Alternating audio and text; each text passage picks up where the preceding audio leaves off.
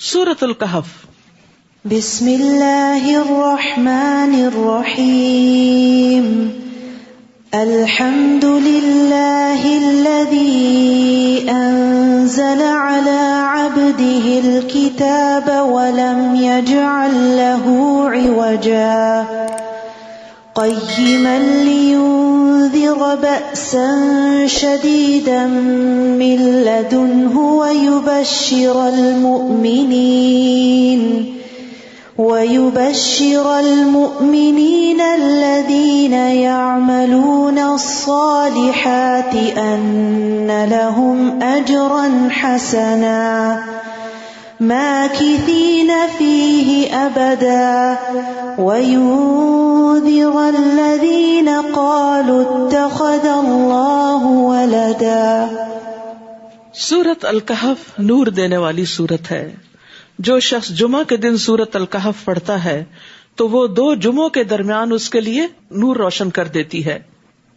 رسول اللہ صلی اللہ علیہ وسلم نے فرمایا، جس نے سورۃ الکہف کی تلاوت ایسے کی جیسے وہ نازل ہوئی، یعنی صحیح طریقے سے پڑھا اس کو، تو یہ اس کے لیے قیامت کے دن اس کی اقامت گاہ سے مکہ تک نور کا سبب بنے گی۔ اور جس نے اس سورت کی آخری 10 آیتیں پڑھی پھر دجال نکل آیا تو اس کو کوئی نقصان نہ دے گا۔ نبی صلی اللہ علیہ وسلم نے فرمایا، جو آدمی سورۃ الکہف کی ابتدائی 10 آیتیں یاد کر لے گا وہ دجال کے فتنے سے محفوظ رہے گا۔ شروع کرتی ہوں اللہ کے نام سے جو بے انتہا مہربان نہایت رحم فرمانے والا ہے۔ سب تعریف اللہ کے لیے ہے جس نے اپنے بندے پر یہ کتاب یعنی قرآن نازل کیا اور اس میں کوئی کجی نہیں رکھی۔ یہ سیدھا رستہ بتانے والی کتاب ہے تاکہ لوگوں کو اللہ کے سخت عذاب سے ڈرائے، اور ایمان والوں کو جو نیک عمل کرتے ہیں یہ بشارت دے کہ ان کے لیے اچھا اجر ہے جس میں وہ ہمیشہ رہا کریں گے، اور ان لوگوں کو ڈرائے جو کہتے ہیں کہ اللہ نے کسی کو بیٹا بنا لیا۔ اس بات کا نہ انہیں خود کچھ علم ہے نہ ان کے باپ دادا کو تھا۔ بہت ہی سخت بات ہے جو ان کے منہ سے نکلتی ہے، جو کچھ وہ کہتے ہیں سراسر جھوٹ ہے۔ آپ شاید ان کے پیچھے اپنے آپ کو ہلاک کر ڈالیں اس غم سے کہ یہ لوگ قرآن پر ایمان کیوں نہیں لاتے۔ یہ تھا نبی صلی اللہ علیہ وسلم کا غم، اور اتنا غم کہ گویا آپ اپنے آپ کو ہلاک کر ڈالیں گے۔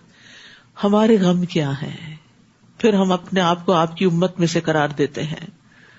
جو کچھ زمین پر موجود ہے اسے ہم نے اس زمین کی زینت بنا دیا ہے تاکہ ہم انہیں آزمائیں کہ ان میں سے کون اچھے عمل کرتا ہے۔ یعنی دنیا میں اللہ نے طرح طرح کی اٹریکشنز رکھ دی ہیں، لیکن ان سب میں ہمارا امتحان ہے کہ ان کے اندر رہتے ہوئے ہم اللہ کو کتنا یاد کرتے ہیں۔ یہ چیزیں ہمیں اللہ کی یاد دلاتی ہیں یا اللہ ہی سے غافل کر دیتی ہیں۔ یہ جو کچھ زمین پر ہے ہم اسے چٹیل میدان بنا دینے والے ہیں، یہ سب ختم ہو جائے گا۔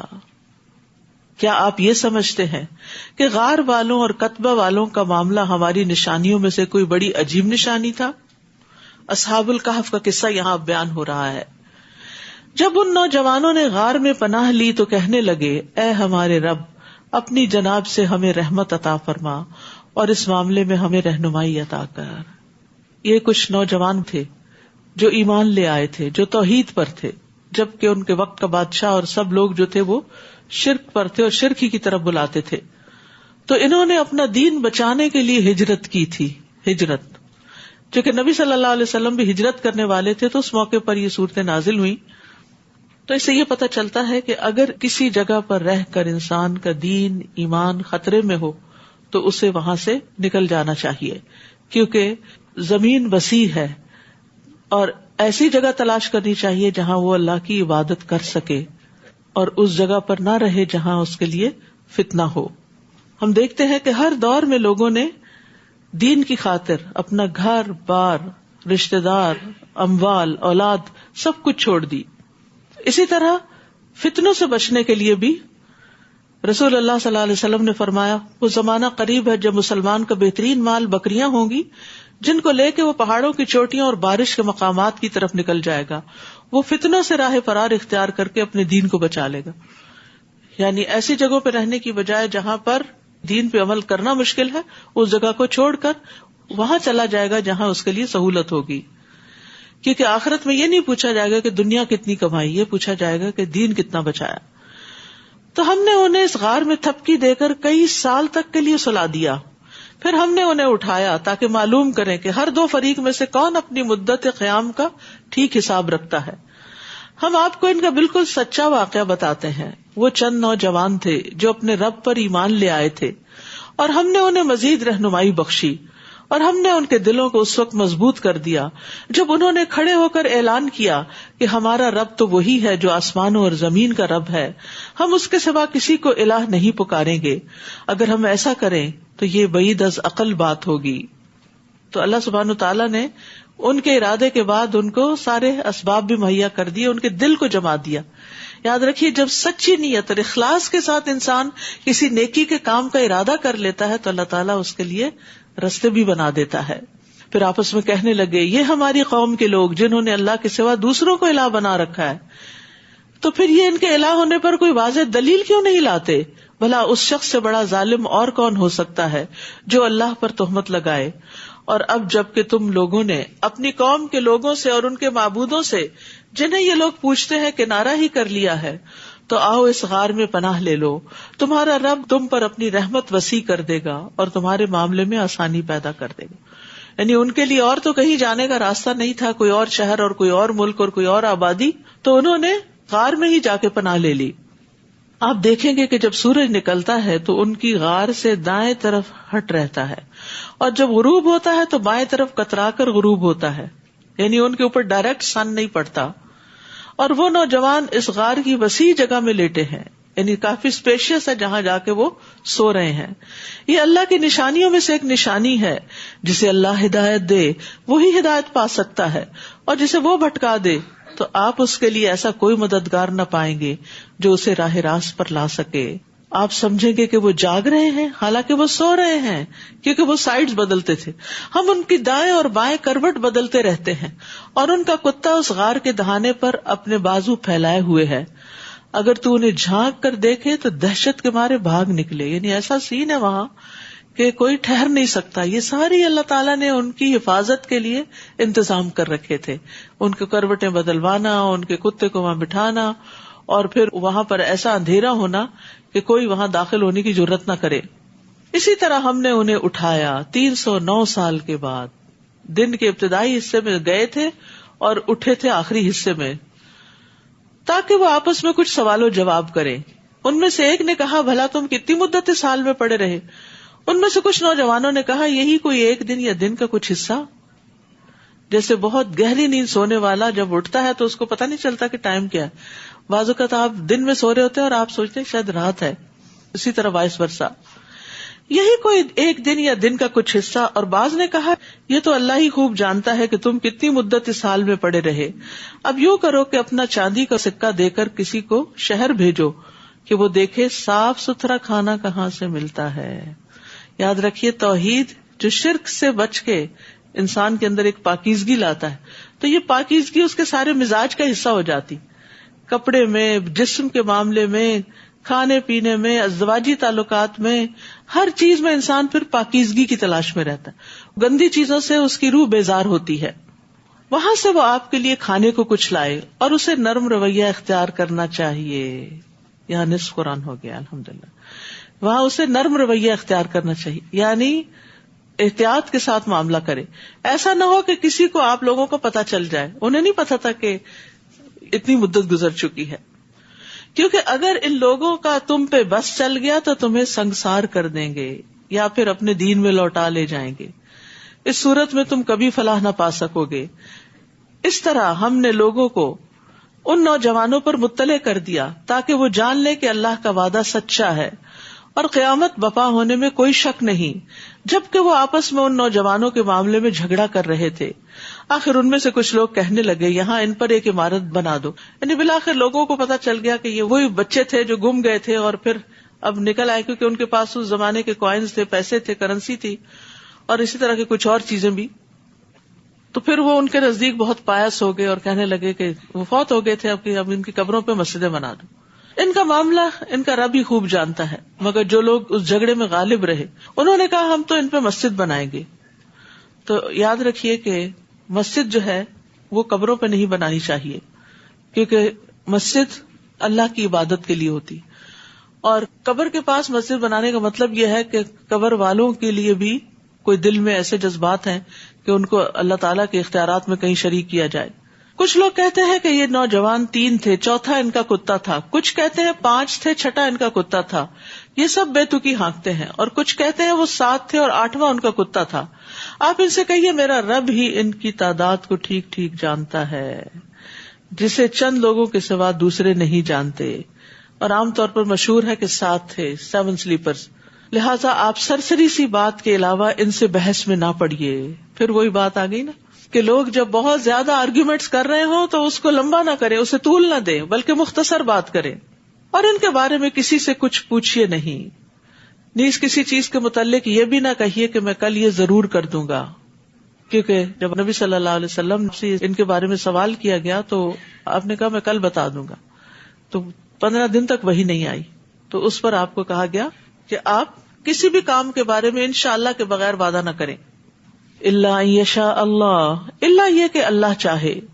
اور اگر آپ بھول کر ایسی بات کہہ دیں تو فوراً اپنے رب کو یاد کیجیے اور کہیے کہ امید ہے کہ میرا رب اس معاملے میں صحیح طرز عمل کی طرف میری رہنمائی کرے گا.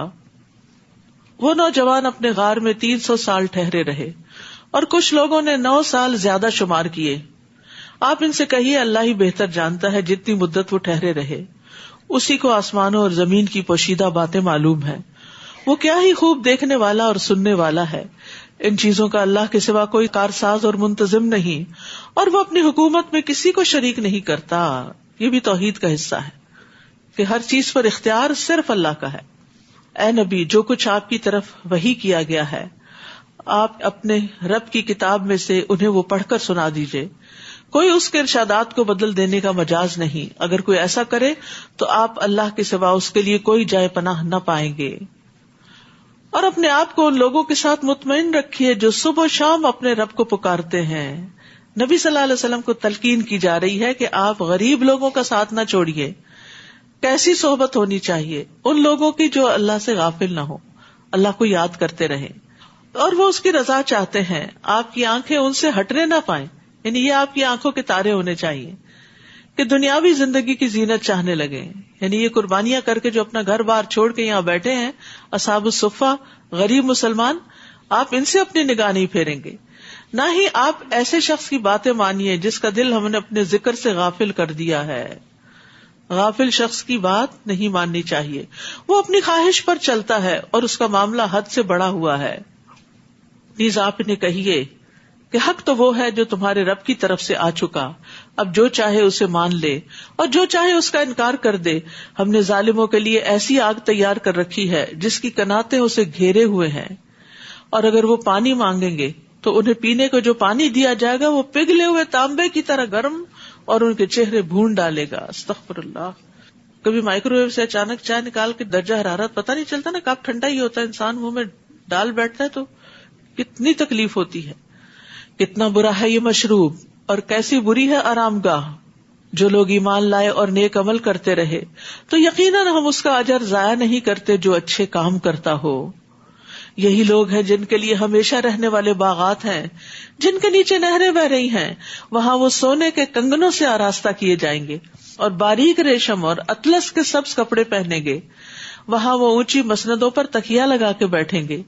یہ کیسا اچھا بدلہ ہے اور کیسی اچھی آرام گاہ ہے. آپ ان سے ان 2 آدمیوں کی مثال بیان کیجئے جن میں سے ایک کو ہم نے انگور کے 2 باغ عطا کیے تھے اور ان کے گرد کھجور کے درختوں کی باڑ لگائی تھی، اور ان دونوں کے درمیان قابل کاشت زمین بنائی تھی. یہاں ایک اور قصہ بتایا جا رہا ہے. یہ دونوں باغ اپنا پورا پھل لائے اور بارآور ہونے میں کوئی کسر نہ چھوڑی، اور ان کے بیچوں بیچ ہم نے نہر جاری کر دی تھی. اسے ان درختوں کا پھل ملتا رہا تو ایک دن وہ گفتگو کے دوران اپنے ساتھی سے کہنے لگا، میں تجھ سے زیادہ مالدار ہوں اور افرادی قوت بھی زیادہ رکھتا ہوں، میرے چاہنے والے بھی بڑے ہیں. یہی کہتے کہتے وہ اپنے باغ میں داخل ہوا، اس حال میں کہ وہ اپنے اوپر ظلم کر رہا تھا، اور کہنے لگا، میں تو نہیں سمجھتا کہ یہ باغ کبھی اجڑ بھی سکتا ہے، اور نہ ہی میں یہ گمان کرتا ہوں کہ قیامت قائم ہوگی، اور اگر مجھے اپنے رب کے ہاں پلٹا کر لے جایا بھی گیا تو میں یقیناً اس سے بہتر جگہ پاؤں گا. کیسے فریب میں ہوتا ہے انسان، غلط کام کرنے کے باوجود بھی وہ اپنے آپ کو حق پہ سمجھتا ہے. اس کے ہمسائے نے گفتگو کرتے ہوئے اس سے کہا، کیا تو کفر کرتا ہے اس ذات سے جس نے تجھے مٹی سے اور پھر نطفے سے پیدا کیا اور تجھے ایک پورا آدمی بنا کھڑا کیا. رہی میری بات تو اللہ ہی ہے اور میں اس کے ساتھ کسی کو شریک نہیں بناتا. اور جب تو اپنے باغ میں داخل ہوا تو یہ کیوں نہ کہا کہ ماشاء اللہ لا قوت الا باللہ. وہی ہوتا ہے جو اللہ چاہتا ہے، اور اللہ کی توفیق کے بغیر کسی کا کچھ زور نہیں. پیچھے انشاءاللہ کا سکھایا گیا اور یہاں ماشاء اللہ کا. یہ کلمات ہماری زندگی کا حصہ ہونے چاہیے. بھلا دیکھو اگر میں مال اور اولاد میں تم سے کمتر ہوں تو عین ممکن ہے کہ میرا رب مجھے تیرے باغ سے بہتر باغ عطا کر دے. کتنا آپٹیمسٹک اپروچ ہے. اور تیرے باغ پر آسمان سے کوئی آفت بھیج دے، یعنی یہ دن بدل بھی تو سکتے ہیں، جس سے وہ چٹیل میدان بن کر رہ جائے، اس کا پانی گہرا چلا جائے اور تو پانی نکال بھی نہ سکے. آخر یوں ہوا کہ باغ کے پکے ہوئے پھل کو عذاب نے آ گھیرا، اور جو کچھ وہ باغ پہ خرچ کر چکا تھا اس پر اپنے دونوں ہاتھ ملتا رہ گیا. وہ باغ اپنی چھتریوں پر گرا پڑا تھا. اب وہ کہنے لگا کاش میں نے اپنے رب کے ساتھ کسی کو شریک نہ کیا ہوتا. اللہ کے سوا کوئی جماعت ایسی نہ تھی جو اس کی مدد کرتی، اور وہ خود بھی اس آفت کا مقابلہ نہ کر سکا. اب اسے معلوم ہوا کہ مکمل اختیار تو اللہ برحق کو ہے، وہی اچھا ثواب دینے والا اور انجام بخیر دکھانے والا ہے. جس سے کیا پتہ چلتا ہے کہ جو لوگ دولت پر بھروسہ کرتے ہیں تو دولت ڈھلتی چھاؤں ہوتی ہے، وہ کسی کی بھی وفادار نہیں ہوتی. مال کا مطلب بھی کیا ہوتا ہے؟ ڈھل جانے والا. اسے ہمیشہ آپ کے پاس نہیں رہنا، وہ کسی نہ کسی وجہ سے وہ آپ سے کسی اور کی طرف چلا جائے گا. اس لیے جب تک وہ آپ کے پاس ہے خوب فائدہ اٹھا لیں، آخرت بنا لیں. نیز ان کے لیے دنیا کی زندگی کی مثال بیان کیجیے.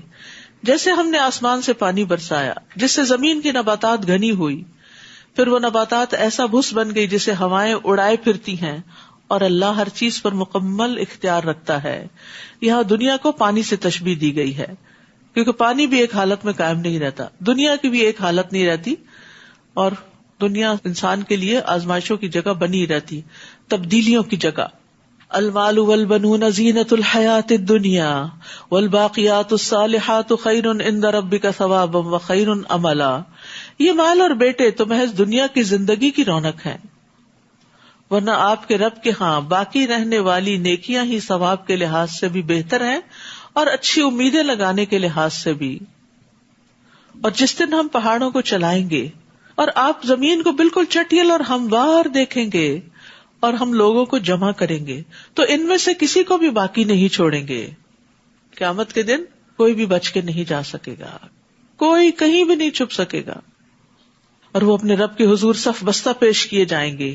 تو اللہ تعالیٰ ان سے فرمائیں گے آخر تم ہمارے پاس اسی طرح آ گئے جیسے ہم نے پہلی بار تمہیں پیدا کیا تھا، بلکہ تم تو یہ سمجھے بیٹھے تھے کہ ہم نے تمہارے لیے کوئی وعدے کا وقت مقرر ہی نہیں کیا تھا.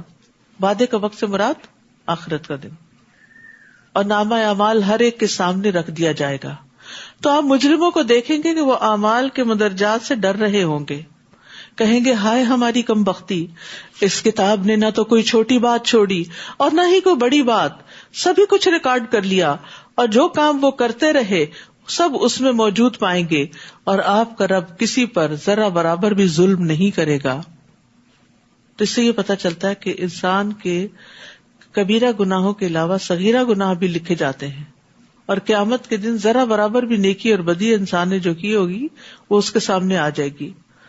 تو انسان چھوٹے گناہوں سے بھی بچے اور اللہ سے سوال کرے. وَإِذْ قُلْنَا لِلْمَلَائِكَةِ اسْجُدُوا لِآدَمَ فَسَجَدُوا إِلَّا إِبْلِيسَ كَانَ مِنَ الْجِنِّ فَفَسَقَ عَنْ أَمْرِ رَبِّهِ. اور وہ واقعہ یاد کرو جب ہم نے فرشتوں سے کہا کہ آدم کو سجدہ کرو تو ابلیس کے سوا سب نے سجدہ کیا، وہ جنوں میں سے تھا. اس لیے اپنے رب کے حکم سے سرتابی کی، کیا تم مجھے چھوڑ کر اسے اور اس کی اولاد کو اپنا دوست بناتے ہو، حالانکہ وہ تمہارا دشمن ہے. ایک ایسا برا بدل ہے جسے ظالم لوگ اختیار کر رہے ہیں. میں نے تو انہیں نہ اس وقت گواہ بنایا تھا جب آسمان اور زمین پیدا کیے تھے، اور نہ اس وقت جب خود انہیں پیدا کیا تھا، اور میں گمراہ کرنے والوں کو اپنا مددگار بنانے والا بھی نہیں. اور جس دن اللہ مشرکوں سے فرمائے گا ان معبودوں کو تو بلاؤ جنہیں تم میرا شریک خیال کرتے تھے، وہ انہیں پکاریں گے تو صحیح مگر وہ معبود انہیں کوئی جواب نہ دیں گے، اور ہم ان کے درمیان ہلاکت کا گڑھا یعنی جہنم مشترک کر دیں گے. تو یاد رکھیے قیامت کے دن کوئی کسی کے کام نہیں آنے والا. اور مجرم جب دوزخ کو دیکھیں گے تو انہیں یقین ہو جائے گا کہ وہ اس میں گرنے والے ہیں اور اس سے بچاؤ کی کوئی راہ نہیں پائیں گے.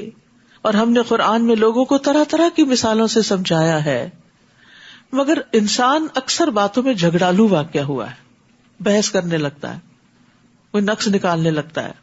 اور جب لوگوں کے پاس ہدایت آ گئی تو انہیں اس پر ایمان لانے اور اپنے رب سے استغفار کرنے سے کس چیز نے روک دیا، سوائے اس کے کہ وہ اس بات کے منتظر ہیں کہ ان سے پہلے لوگوں کا سب معاملہ پیش آ جائے یا عذاب ان کے سامنے آ جائے. اکثر قوموں نے یہی حال کیا نا کہ انہوں نے عذاب کے آنے کا انتظار کیا اور اس سے پہلے مان کے نہ دیے. ہم رسولوں کو صرف اس لیے بھیجتے ہیں کہ وہ لوگوں کو بشارت دیں اور ڈرائیں، اور کافر لوگ ان رسولوں سے بےہودہ دلائل کے ساتھ جھگڑا کرتے ہیں تاکہ وہ ان سے حق کو نیچا دکھائیں، اور انہوں نے میری آیات اور تنبیہات کو مذاق بنا رکھا ہے. اس شخص سے بڑھ کر ظالم اور کون ہوگا جسے اللہ کی آیات سے نصیحت کی جائے اور وہ اس سے منہ پھیر لے. یعنی آپ کبھی کسی کو کہتے ہیں نا یہ بات قرآن میں لکھی ہے، ایسا نہیں کرنا چاہیے، تو لوگ اس کے اوپر بھی مذاق بنا لیتے ہیں. تو یہاں پر اس شخص کو سب سے بڑا ظالم قرار دیا گیا کہ جو آیات کے سامنے منہ پھیر لے، آیات نہ سننا چاہے اور اپنے وہ سب کام بھول جائے جو اس نے آگے بھیجے ہیں، اپنے کرتوت، اپنے گناہ. ایسے لوگوں کے دلوں پر ہم نے پردے ڈال دیے ہیں کہ وہ قرآن کو سمجھ ہی نہیں سکتے اور ان کے کانوں میں گرانی ہے، اور اگر آپ انہیں راہ راست کی طرف بلائیں بھی تو وہ کبھی اس راہ پر نہیں آئیں گے. وَرَبُّكَ الْغَفُورُ ذُو الرَّحْمَةِ لَوْ يُؤَاخِذُهُم بِمَا كَسَبُوا لَعَجَّلَ لَهُمُ الْعَذَابَ بَل لَّهُم مَّوْعِدٌ لَّن يَجِدُوا مِن دُونِهِ مَوْئِلًا. اور آپ کا رب بہت بخشنے والا اور رحمت والا ہے، ورنہ جو کچھ یہ لوگ کر رہے تھے اگر ان پر وہ گرفت کرتا تو جلدی ان پر عذاب لے آتا، بلکہ ان کے لیے وعدے کا وقت مقرر ہے جس سے یہ کوئی پناہ کی جگہ نہ پا سکیں گے. اور یہ عذاب رسیدہ بستیاں ہیں، جب انہوں نے ظلم کیا تو ہم نے انہیں ہلاک کر ڈالا اور ہم نے ان کی ہلاکت کے لیے ایک وقت مقرر کر رکھا تھا. یعنی پچھلے انبیاء کی جو قومیں تھیں ان کی تباہی اپنے مقرر وقت پر ہوئی. اور اب ایک اور قصہ ہے، موسیٰ علیہ السلام کا قصہ، علم حاصل کرنے کا. اس قصے کے بارے میں آتا یہ ہے کہ ایک شخص نے بنی اسرائیل کے موسیٰ علیہ السلام سے پوچھا، کیا آپ سے بھی بڑا کوئی عالم ہے؟ تو انہوں نے کہا کہ میں نہیں جانتا، مجھے اپنے سے بڑا کوئی پتہ نہیں. تو اس پر اللہ سبحانہ وتعالیٰ نے موسیٰ علیہ السلام سے کہا کہ وہ ایک ایسے بندے سے ملیں جو ان سے بھی زیادہ جانتا تھا. تو اصل میں یہ جتنی بھی چیزیں گزری ہیں نا پیچھے، جاہ ہے، حکومت، پھر دوسرے قصے میں دولت، اور اس تیسرے قصے میں علم، اور اگلے قصے میں اختیارات، یہ ساری چیزیں جہاں نعمتیں ہیں وہاں بہت بڑی آزمائش اور فتنہ بھی ہیں. تو ان کو صحیح طور پر استعمال کرنا چاہیے. اور وہ قصہ بھی یاد کرو جب موسیٰ نے اپنے خادم سے کہا، میں تو چلتا ہی جاؤں گا حتیٰ کہ 2 دریاؤں کے سنگم پر پہنچ جاؤں، یا پھر میں مدتوں چلتا ہی رہوں گا. سبحان اللہ. علم کا شوق تو یہ ہوتا ہے کہ جب تک میری مطلوبہ جگہ نہیں آتی میں چلتا رہوں گا، سفر کرتا رہوں گا. اور اس میں سمجھنے کی بات یہ بھی ہے کہ طالب علم کو اپنا علم بڑھانے کے لیے سفر کرنا چاہیے، حتیٰ کہ اگر وہ عالم بھی ہو جائے، کیونکہ موسیٰ علیہ السلام عالم تھے اور ان سے پوچھا گیا تھا کہ کوئی اور عالم بھی ہے، تو انہوں نے کہا نہیں، تو ان کو بھی کہا گیا کہ آپ اپنے آپ کو اور اپڈیٹ کر لیں اور آگے بڑھیں. اور آج کی ترقی یافتہ دنیا میں آپ دیکھیں کہ سارے جو سمجھدار علم والے ہوتے ہیں وہ مسلسل اپنے علم میں اضافہ کرتے ہیں. اور نبی صلی اللہ علیہ وسلم کو جو دعا سکھائی گئی تھی وہ کیا تھی؟ وَقُلْ رَبِّ زِدْنِی عِلْمًا. اور ہم دیکھتے ہیں کہ ہماری تاریخ ایسی مثالوں سے بھری پڑی ہے کہ جس میں لوگوں نے سال ہا سال علم کے لیے سفر کیے. جیسے امام بخاری جو تھے 16 سال تک سفر کرتے رہے اور بخاری کی حدیثیں جمع کرتے رہے، اور پھر انہوں نے ان کو لکھا ایک جگہ. 1000 استادوں سے زیادہ سے استفادہ کیا. پھر اسی طرح امام بخاری جابر بن عبداللہ کے بارے میں کہتے ہیں کہ جابر بن عبداللہ نے عبداللہ بن انیس سے صرف ایک حدیث سیکھنے کے لیے 1 مہینے کا سفر کیا تھا. اور وہ سفر بھی آج کی طرح کا سفر نہیں تھا، بہت مشقت والا سفر تھا، لیکن علم کا سفر جاری رکھا.